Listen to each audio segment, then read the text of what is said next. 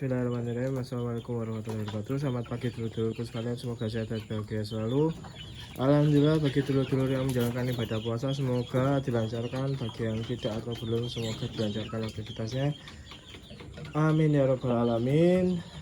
Para dulur-dulur peternak ayam kampung terutama ya lur ya. Sudah banyak yang saya sharingkan. Mungkin teman-teman kalau memang butuh materi tinggal lihat di channel, di scroll aja kira-kira ada yang masuk atau tidak gitu kan, ada yang sesuai atau tidak. Dan tiap hari pun materi yang saya bawakan selalu berulang-ulang gitu kan, ya itu terus ya, siapa tahu ada yang baru mampir gitu dulu. Kenapa saya materinya selalu mengulang terus, itu antisipasi kalau ada yang mau mampir, mau tanya dan lain sebagainya. Hari ini kita mau bahas ini aja loh, identifikasi aja lah, identifikasi ayam gitu kan. Apalagi ayam yang mau sakit atau yang mau mati dan lain sebagainya, kita harus pinter-pinter identifikasi. Salah satu contoh ayam yang sakit tapi nggak tak bisa itu di sini. Nah ini. Nah, dia kemarin kan bertiga, satunya mati seperti video yang sebelumnya saya sampaikan gitu kan. Tapi ini masih mau minumnya sudah saya kasih terapi gitu kan, jadi nanti ke depan ya di terapi terus gitu minumnya. Terus kayaknya ini lebih ke kedinginan sih, karena cuma berdua terus disatukan yang besar emang agak repot. Tapi yang besar ini alhamdulillah masih mau makan. Tadi masih mau makan sedikit lah. Yang penting ketika ayam sakit itu masih mau makan itu insya Allah aman gitu lah buat kesehatan gitu. Nah nanti ini bakal saya update terus. Ketika ada yang mulai sakit kayak gini, ini sebenarnya parah sih. Kemarin untungnya udah tak kasih terapi. Kemarin saya feeling kalau yang hitam ini pasti sakit gitu kan. Nah terus gimana mas cara tahunya? Nah ini kebanyakan dulur-dulur peternak itu rugi di sini loh, rugi ketika terlambat mengidentifikasi penyakit, terus akhirnya sakit terus mati gitu. Dan penyakit ayam itu nggak melulu harus modelnya yang langsung jeglak satu kandang mati 50 gitu, enggak lur. Tapi kadang ada yang satu-satu kayak gini, kemarin mati satu terus mati satu lagi gitu kan. Ini identifikasinya kemungkinan besar nyamuk lah, udah kemungkinan paling besar dan paling sesuai itu kayaknya nyamuk. Karena beberapa hari kemarin, mungkin ada 2 hari sebelumnya itu saya nggak ada bakar-bakaran gitu kan, yang mengakibatkan ya wis pastilah malamnya pasti banyak nyamuk kalau nggak ada bakar-bakaran. Malam itu sangat penting bakar-bakaran lur gitu kan. Nah sedangkan kalau kandang yang ramai seperti ini cenderung ya rame lah, kalau ada nyamuk dekat pasti rame gitu lur. Jadi maksudnya kalau ada yang gigit nyamuk terus gatel pasti lari-larian kan, pasti rame. Jadi nyamuk lebih seneng sama yang cuma misah berdua gini nih gitu kan, berdua toh itu dia pasti dirubung nyamuk gitu kan. Itu cara mengatasinya. Nah kalau misal utuhan kayak gini lur, ini gampang sih. Itu yang sayapnya jatuh kemungkinan juga sakit gitu kan. Nanti di sini kita kasih terapi, karena kalau yang kecil seperti ini kemungkinan sakitnya itu lebih besar dari, maksudnya kemungkinan menularnya itu lebih besar daripada yang udah besar gitu loh. Jadi itu biasanya mati satu, kalau telat penanganan kok mati satu. Yang tak lihat sakit tuh yang dua paling kiri, bukan yang besar ya, 2 paling belakang itu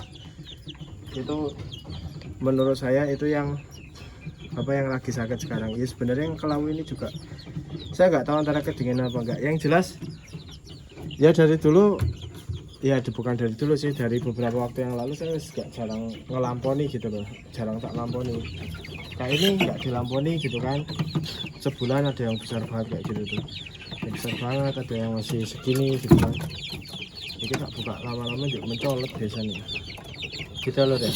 Kalau ini alhamdulillah masih sehat semua, terus tenggorokan masih pada penuh gitu loh.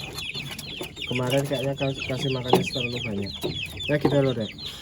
Ciri ayam sehat ya gini loh, wis model ayamnya gini wis insya Allah sehat lah, sehat. Pokoknya pertama sayapnya nggak turun gitu kan, maksudnya nggak turun yang ketok lemes banget, terus masih masih bergas buat makan gitu kan. Terus suaranya juga ya lebih nyaring lah, kayak tadi kan suara ayam sakit sama ayam yang nggak sakit itu lebih apa ya, sing sakit itu kayak lebih lemes gitu loh. Pokoknya kalau teman-teman udah lama pelihara ayam, insya Allah teman-teman tahu lah maksudnya yang oh ini sehat ini sakit gitu loh, insya Allah tahu. Tapi sing iki kayaknya agak pincang deh kakinya deh, kayak gitu jalannya tuh.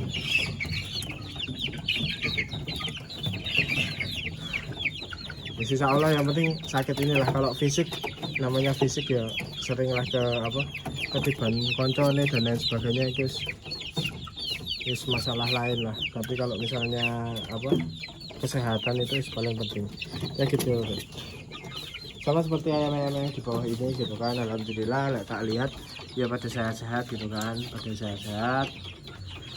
Nah nanti ketika misal naudzubillah min dzalik ya, itu yang hitam akhirnya mati misal gara-gara sakit, insya Allah nanti ini satu kandang terapi semua, termasuk yang besar gitu, tak terapi semua ke sana, ini tak kasih terapi semua. Wis itu pastilah gitu, karena nggak boleh nyalain hujan, tapi ketika hujan memang cenderung lebih apa, penyakit yang menyebar itu lebih cepat loh. Jadi misal tahu-tahu nggak hujan berapa hari, terus tahu misal nggak ada hujan berapa hari, terus tahu-tahu hujan, itu jangan kaget ketika tiba-tiba ada yang ya sakit meriang gitu, kedinginan dan lain sebagainya. Kalau koloni besar seperti ini mereka cenderung lebih hangat karena pasti ngumpul gitu loh. Kalau masih utuhan kecil kayak yang di atas, yang kecil itu kalau keramaian pasti ada satu yang ketimpa terus mati pasti. Kalau misalnya yang model gitu, apalagi ada yang lebih kecil, satu yang lebih kecil aja wis pasti ketimpa terus mati. Tapi kalau koloni yang seperti ini insya Allah enggak lah, insya Allah mereka podo kuatnya lah, sama-sama kuatnya. Ketika wis apa ketumpuk nggak kuat pasti dia dorong ke atas kayak gitu. Itu indikasi buat ayam-ayam sakit loh. Mungkin ya nggak tahu, mungkin teman-teman lebih pinter gitu kan, lebih pinter, lebih tahu gitu. Kita yang penting udah sharing pengalaman saya. Yaitu tadi penyakit itu memang nggak harus yang satu koloni langsung mati banyak gitu, enggak. Kadang ada juga, dan saya pernah mengalami yang sakit satu akhirnya habis, itu pernah. Jadi dia misal sehari mati satu itu pernah saya alami dulu pas awal-awal, ketika belum tahu oh ini pakai obat apa, saya enggak ini belum ngerti gitu ya. Mungkin teman-teman mikir wis gak usah obat-obatan mas, kimia itu nggak sehat, ya belum tentu loh.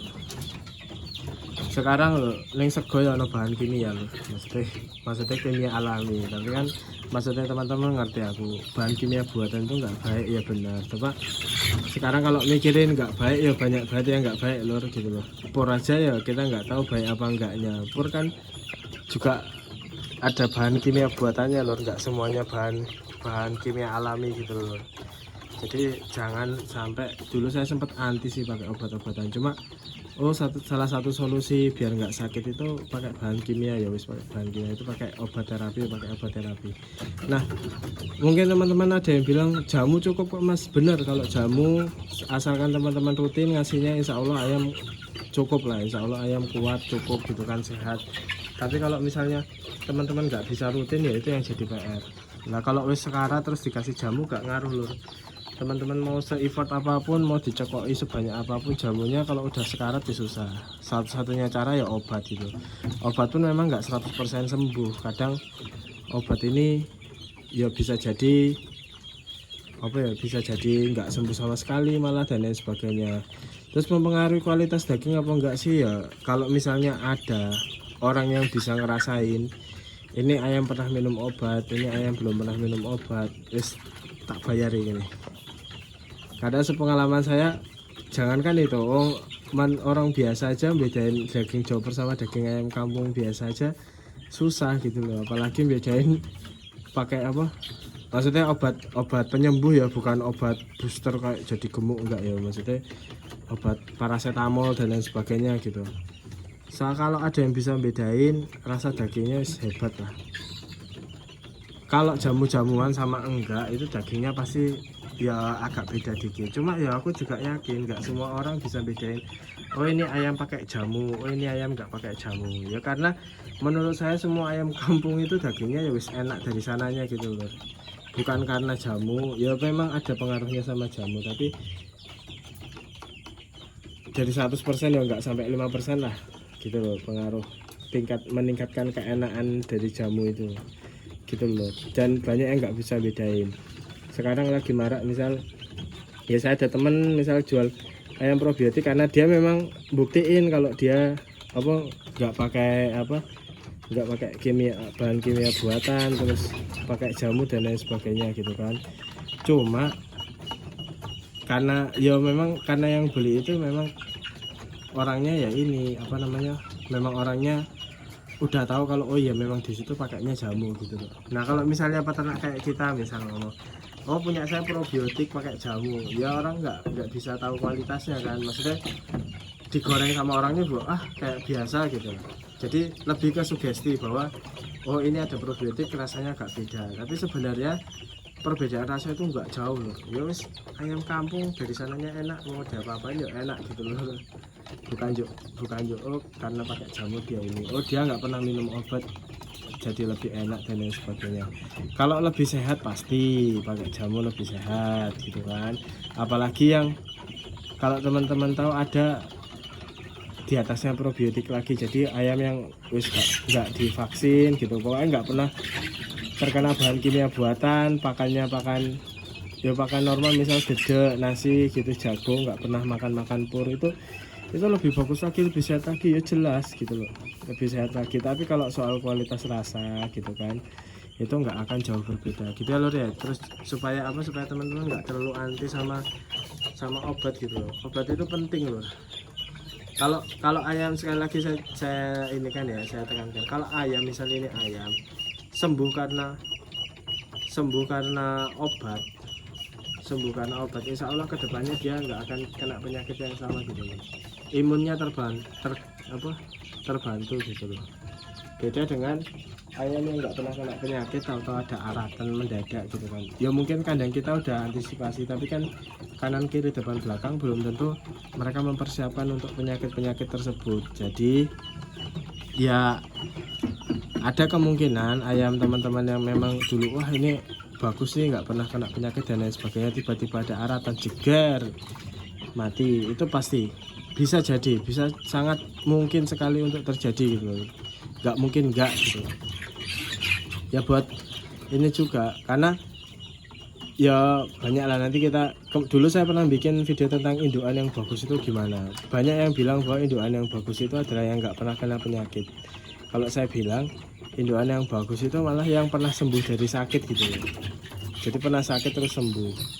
Yang nggak pernah kena penyakit itu ada dua kemungkinan. Ada karena memang dia imunnya bagus, satu itu ya wis, adalah yang gitu, ada yang memang imunnya bagus, ada yang kayak malah belut apa sih